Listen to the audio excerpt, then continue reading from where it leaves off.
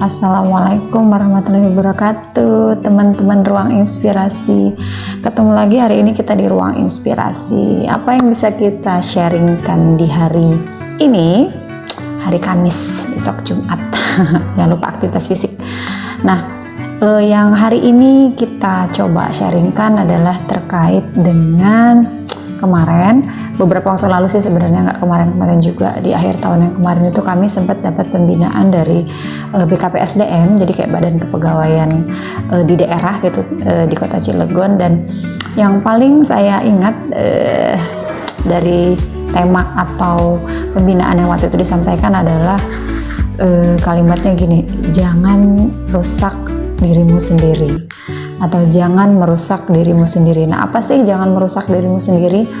Jadi sebenarnya gini, kita itu bekerja ataupun kemudian kita di rumah itu kan punya, setiap orang punya perform atau bagaimana kemasan atau bagaimana ia dilihat oleh orang lain selama dia bekerja, atau kalau dia di rumah bagaimana kemudian dia dilihat oleh anak-anaknya selama dia berada di rumah gitu.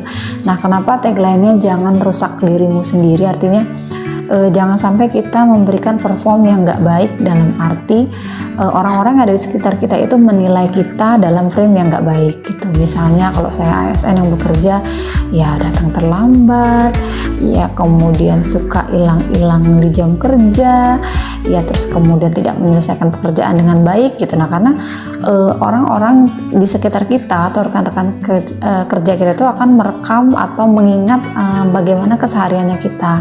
Nah, ini yang dimaksud dengan jangan merusak dirimu sendiri. Artinya sebaiknya kita memberikan perform yang baik agar kita juga dikenal atau diingat sebagai seseorang yang baik, dalam arti tidak menabrak aturan yang ada. Misalnya ya memang waktunya masuk jam 8, misalnya memang sudah hadir jam 8, pulang jam 4, ya nanti pulang jam 4, terus mengerjakan pekerjaan yang baik gitu. Artinya menjadi seseorang yang diingat oleh rekan-rekan kerja kita itu dalam frame yang baik gitu. Bisa bekerja sama, bisa membantu, terus kemudian menaati peraturan dan lain sebagainya. Pun itu juga penting untuk kita di rumah gitu, karena di rumah kan kadang kita sedang menciptakan rekam jejak juga untuk nanti yang diingat oleh anak-anak kita.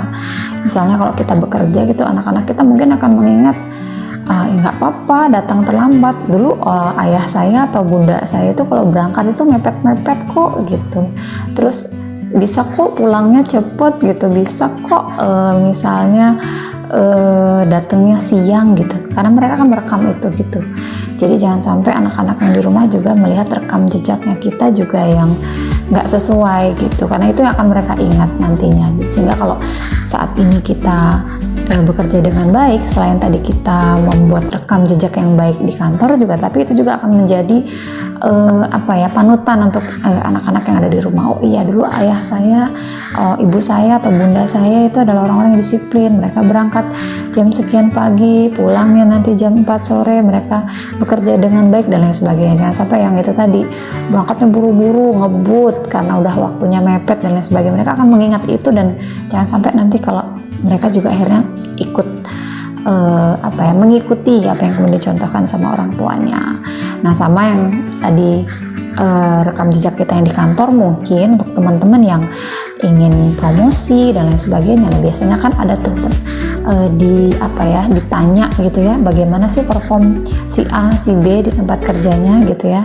Nanti kan kalau ya rekam jejaknya nggak baik, ya orang akan cerita, dia mah orangnya susah, dia mah orangnya nggak bisa kerja sama, dia mah orangnya nggak disiplin dan lain sebagainya. Nah, jadi untuk kita semua jangan rusak diri kita dengan perform yang tidak baik tadi, dengan citra yang tidak baik tadi, agar itu juga bisa menjadi contoh untuk orang-orang di sekitar kita ataupun untuk orang-orang yang ada di rumah atau di keluarganya kita gitu ya.